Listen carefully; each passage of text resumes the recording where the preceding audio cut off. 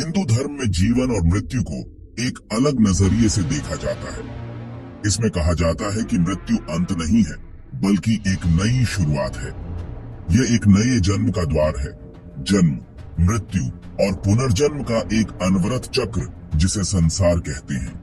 यह चक्र शाश्वत है और चलता रहता है। यह आत्मा को तब तक भौतिक दुनिया में बंधे रखता है जब तक मुक्ति नहीं मिल जाती। मुक्ति हिंदू धर्म का अंतिम लक्ष्य है। यह इस निरंतर चक्र से मुक्ति का प्रतीक है। कल्पना कीजिए, एक पहिया लगातार घूम रहा है जो जीवन, मृत्यु और पुनर्जन्म को दर्शाता है।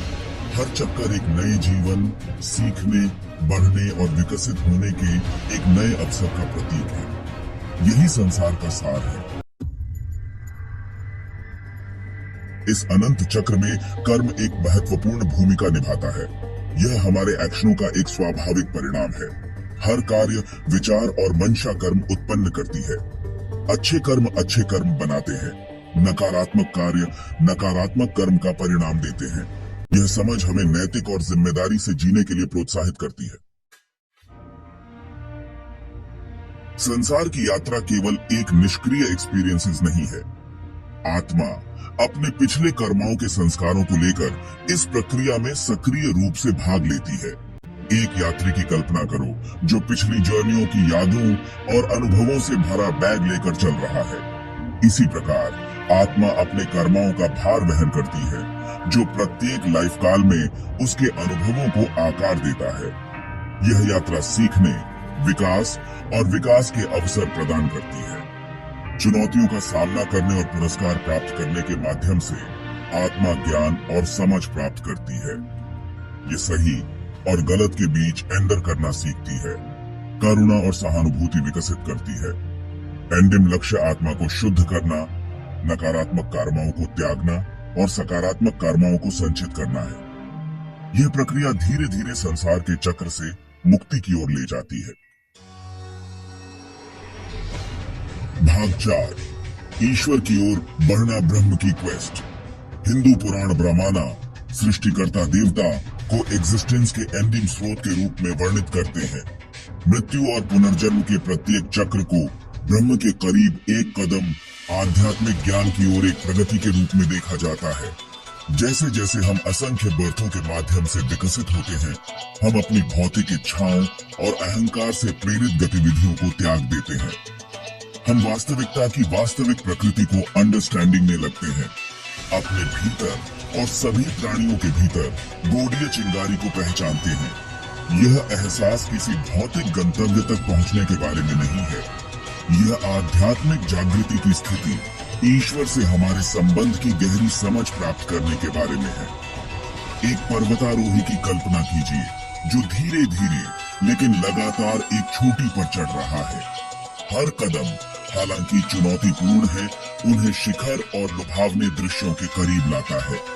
इसी प्रकार प्रत्येक लाइफ काल हमें अपने वास्तविक ट्रू नेचर की प्राप्ति और ब्रह्म के साथ मिलन के करीब लाता है।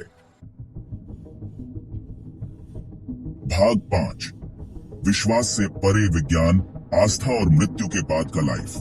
हिंदू पुराण मृत्यु के बाद के जीवन को सीखने के लिए एक रूपरेखा प्रदान करते हैं, जबकि वैज्ञानिक दृष्टिकोण से इसकी वैधता पर सवाल उठाना स्वाभाविक है। विज्ञान अनुभवजन्य साक्ष्य पर अपने फोकस के साथ अभी तक इस बारे में निश्चित उत्तर नहीं दे पाया है कि मृत्यु के बाद क्या होता है।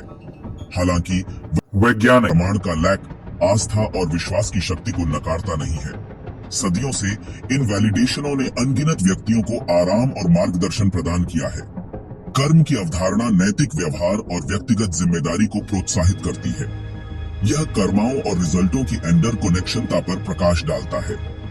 अंततः मृत्यु के बाद क्या होता है, यह प्रश्न एक रहस्य बना हुआ है। चाहे हम आस्था आधारित स्पष्टीकरणों को अपनाना चुने या वैज्ञानिक मान्यता प्राप्त करना चाहे, यह पहेली मानवता को मोहित करती है। भाग 6, आस्था का प्रश्न, आत्मा की यात्रा पर रिफ्लेक्शन। कर्म, पुनर्जन्म और आध्यात्मिक विकास के अपने जटिल ताने बाने के साथ मृत्यु के बाद के जीवन की हिंदू अवधारणा हमारे एग्जिस्टेंस पर एक अनूठा दृष्टिकोण प्रस्तुत करती है। यह हमें अपने भौतिक जीवन की सीमित प्रकृति से परे देखने और आत्मा की शाश्वत यात्रा पर विचार करने की चुनौती देता है। क्या ये वैलिडेशनें आपके साथ मेल खाती हैं? क्या आप मृत्यु को एंडिंग रूप से देखते हैं या एक संक्रमण के रूप में? आपकी व्यक्तिगत वैलिडेशनों के बावजूद मृत्यु के बाद के जीवन की खोज आत्मनिरीक्षण को प्रोत्साहित करती है। यह हमें हमारे एक्शनों, हमारे उद्देश्य और ब्रह्मांड से हमारे संबंध पर विचार करने के लिए प्रेरित करता है। यह हमें अधिक जागरूकता, करुणा और उद्देश्य के साथ जीने के लिए आमंत्रित करता है। आपसे मिलते हैं अगली वीडियो में, तब तक के लिए देखते रहिए